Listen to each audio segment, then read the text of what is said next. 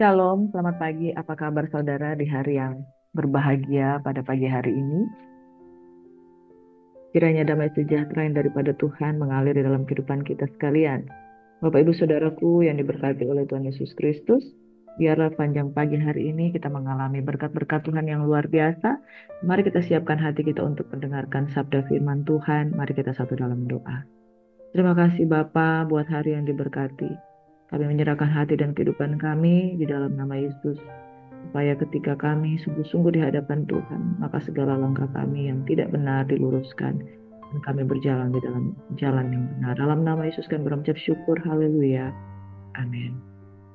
Selamat pagi, sekali lagi kekasih Tuhan yang diberkati. Mari kita siapkan hati kita untuk mendengarkan firman Tuhan dari Injil Yohanes pasal yang ke-10. Yesus ditolak orang-orang Yahudi. Bapak Ibu Saudaraku yang diberkati oleh Tuhan Yesus Kristus, di-reject ya, mengalami penolakan dan tidak diterima. Saudara, itu peristiwa yang paling tidak enak ketika kita mengalami yang namanya penolakan. Ya, saudara, ada banyak orang-orang yang ketika dia mengalami penolakan, dia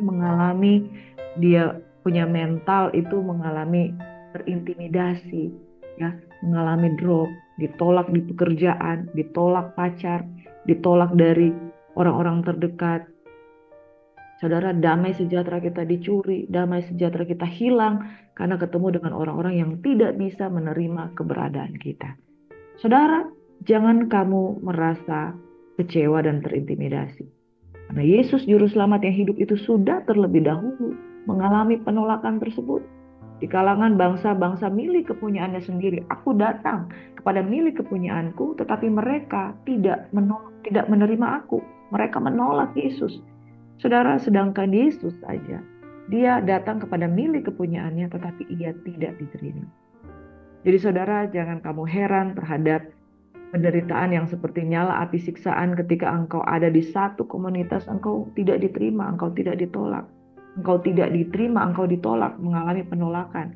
Saudaraku yang diberkati, mari kita merenungkan kebenaran firman Tuhan ini bersama-sama. Yesus ditolak orang-orang Yahudi. Tidak lama kemudian tibalah hari raya pentahbisan Bait Allah di Yerusalem. Ketika itu musim dingin dan Yesus berjalan-jalan di Bait Allah di Serambi Salomo. Maka orang-orang Yahudi mengelilingi dia dan berkata kepadanya, "Berapa lama lagi engkau membiarkan kami hidup dalam kebimbangan? Jikalau engkau Mesias, katakanlah terus terang pada kami."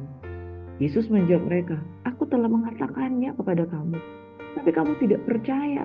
Pekerjaan-pekerjaan yang kulakukan di dalam nama Bapakku, itulah yang memberikan kesaksian tentang aku. Tapi kamu tidak percaya karena kamu tidak termasuk domba-dombaku. Domba-dombaku mendengarkan suaraku, dan aku mengenal mereka, dan mereka mengikut aku. Dan aku memberikan hidup yang kekal kepada mereka, dan mereka pasti tidak akan binasa sampai selama-lamanya, dan seorang pun tidak akan merebut mereka dari tanganku.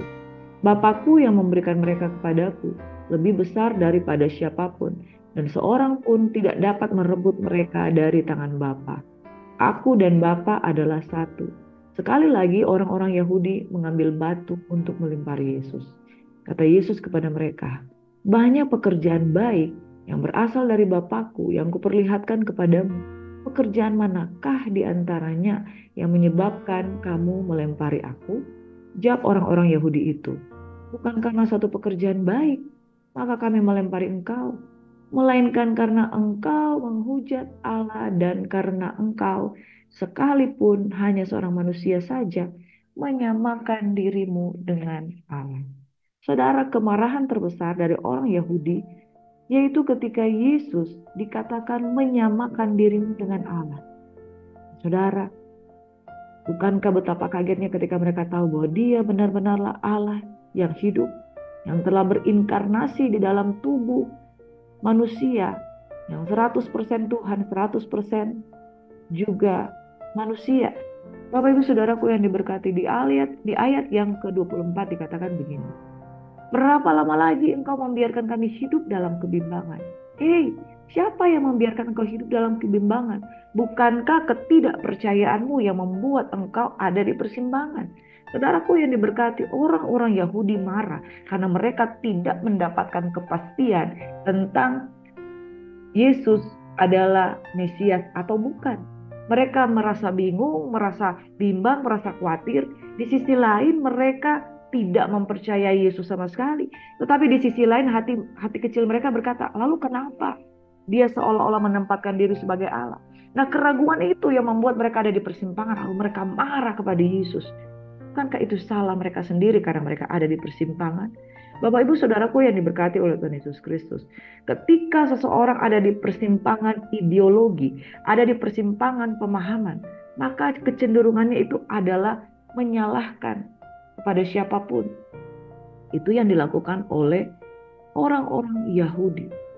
Mereka yakin firman Tuhan berkata, nubuatan berkata bahwa Mesias akan ada, yang diurapi, Kristus itu yang akan menjadi juru selamat bagi kaum Yehuda, dan dia akan bangkit, dia akan muncul sebagai raja.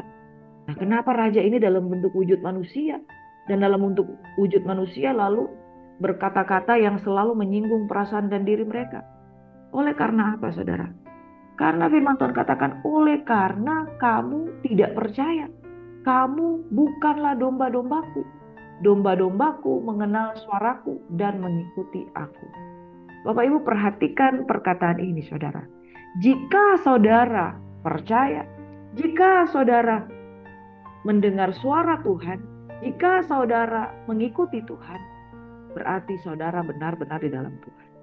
Tapi jika saudara katakan saudara Kristen, saudara menjadi orang yang mengikuti Tuhan, tapi saudara tidak sungguh-sungguh percaya, tidak sungguh-sungguh mendengar firman, tidak sungguh-sungguh mengikuti Yesus, sangkal diri pikul salib, maka kekristenan yang saudara akui itu bukanlah sebuah kekristenan yang benar di hadapan Tuhan. Orang-orang Yahudi mengatakan bahwa kami lahir dari Allah. Kami mengenal Allah. Nenek moyang kami mengenal Tuhan sejak dari kandungan, sejak lahir. Kami adalah bangsa yang dipilih Tuhan. Tetapi dari perbuatannya tidak menunjukkan mereka bahwa mereka sungguh-sungguh dengan Tuhan.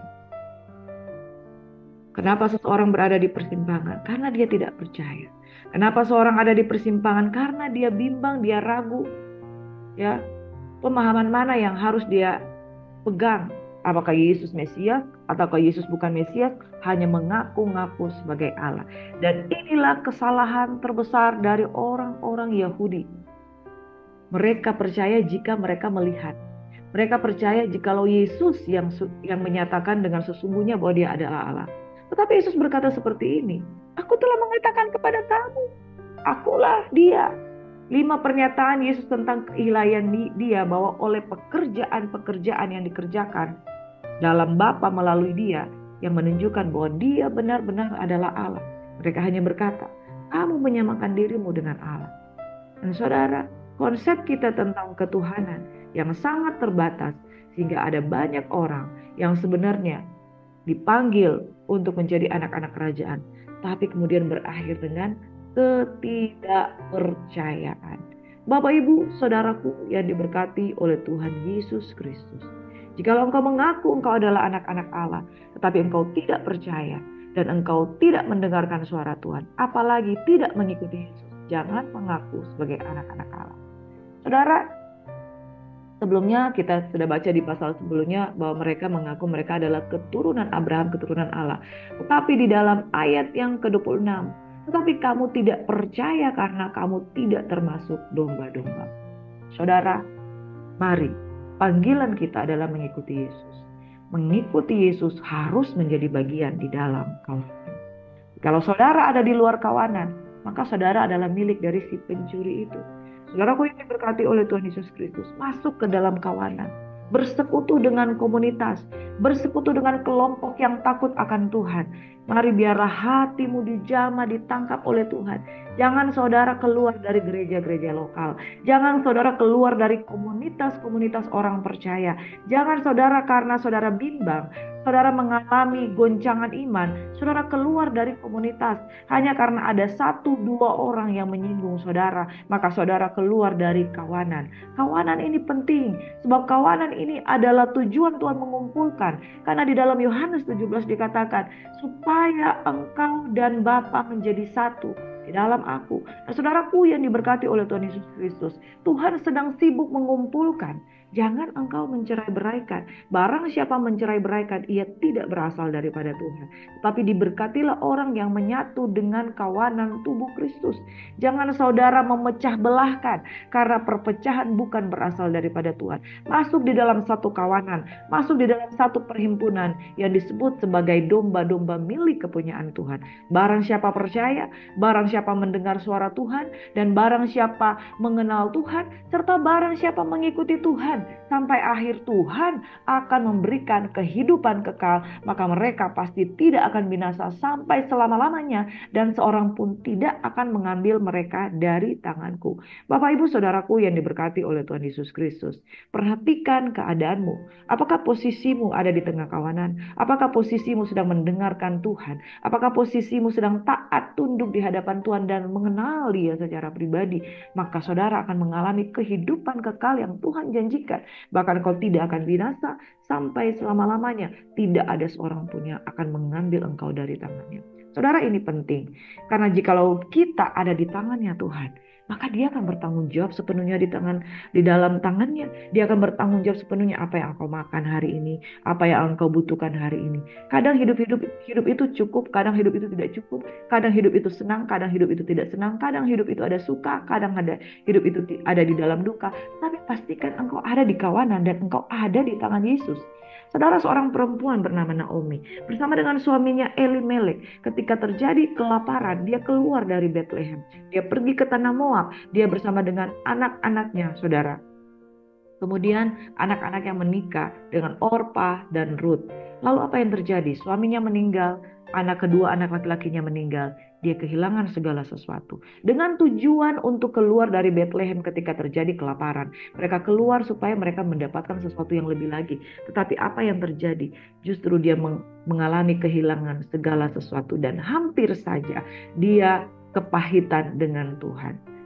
Apa yang terjadi saudara ketika dia sudah kehilangan segala sesuatu, dia memilih kembali untuk ke Bethlehem. Saudara, seburuk-buruknya kota di mana dia tinggal, Bethlehem, itu adalah rumah roti. Dan ketika dia kembali di sana, di situ ada pemeliharaan Tuhan. Sejelek-jeleknya keadaanmu, ketika engkau katakan engkau di dalam Tuhan tetapi mengalami penderitaan, tetapi sejelek-jeleknya, seberat-beratnya kehidupanmu adalah masih lebih baik ketika engkau tinggal di rumah roti, ketika engkau tinggal di Bethlehem, di sana ada hadirat dan pemeliharaan Tuhan. Lebih baik engkau menderita karena pikul salib daripada engkau menderita di tanah Moab, di tanah yang tidak mengenal Tuhan. Lalu dia katakan kepada Orpa, kembalilah kepada orang tuamu. Orpa kembali. Dia katakan kepada Ruth, kembalilah kepada orang tuamu. Siapa lagi anakku yang bisa kamu nikahi?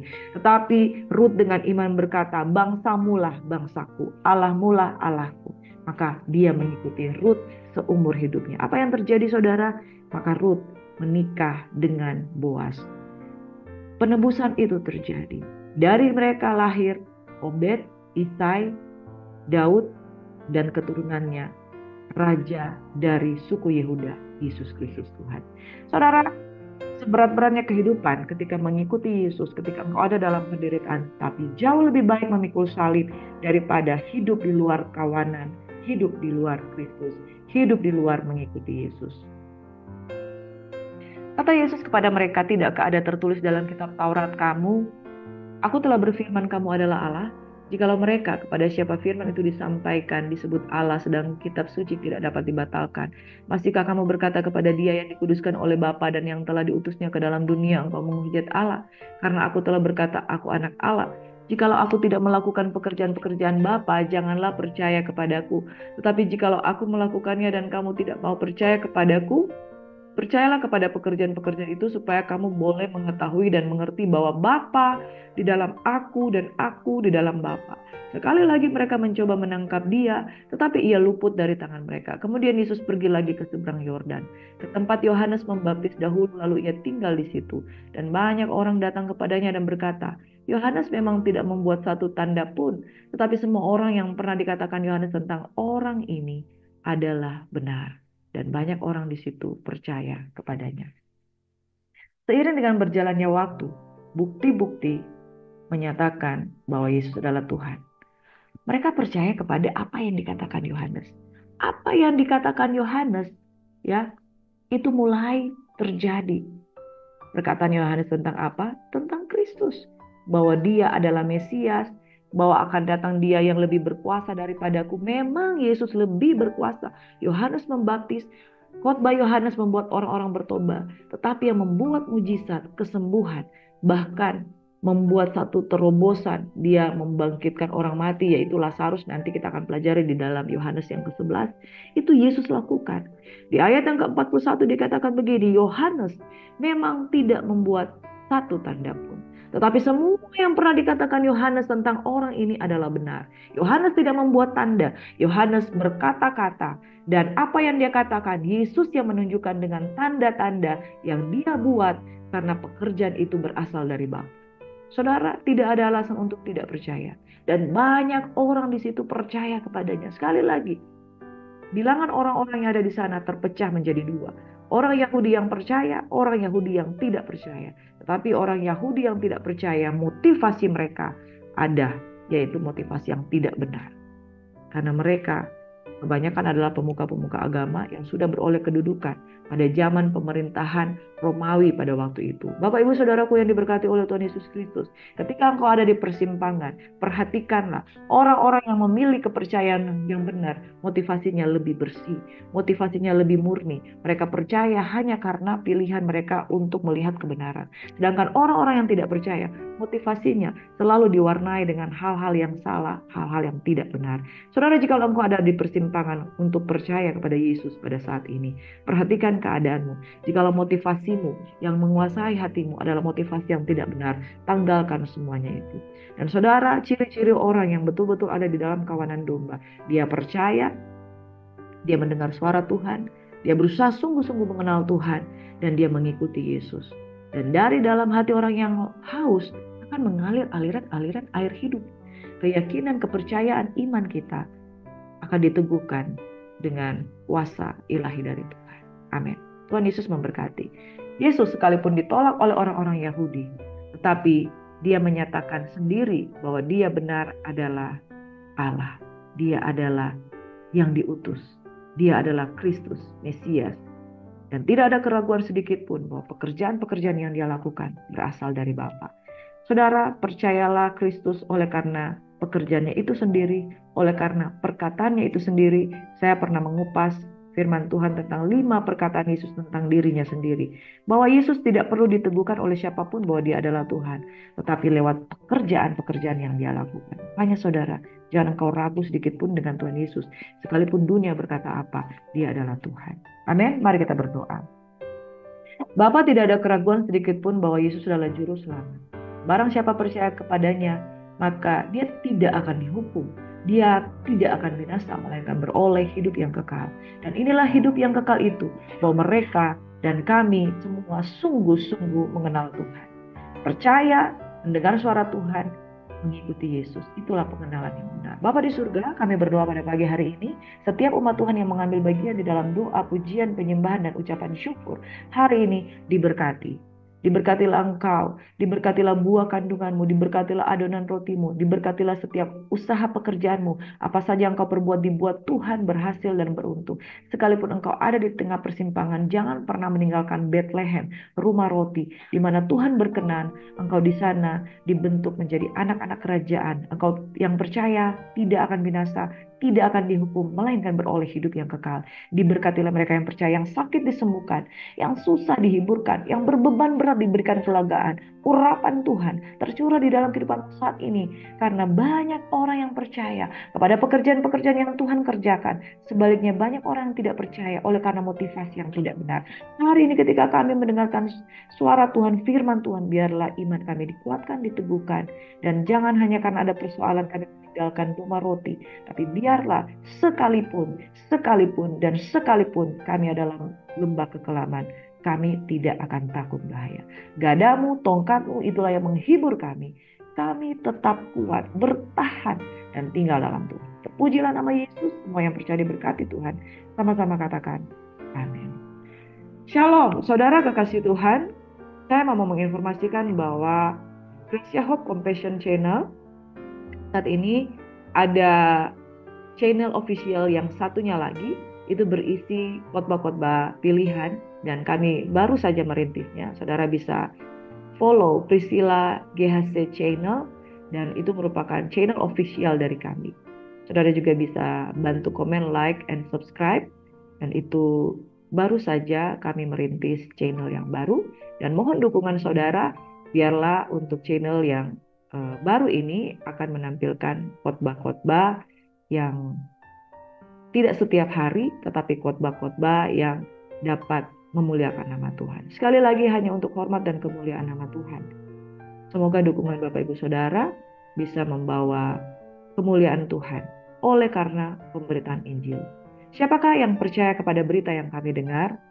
Diberkatilah mereka yang menyampaikan kabar baik, yang membawa pemberitaan Injil dimanapun mereka berada, termasuk saudara. Jika saudara komen, like, subscribe, share, maka saudara sedang membantu pelebaran kerajaan Allah, pemberitaan Injil. Tuhan Yesus memberkati. Shalom and God bless you. Shalom.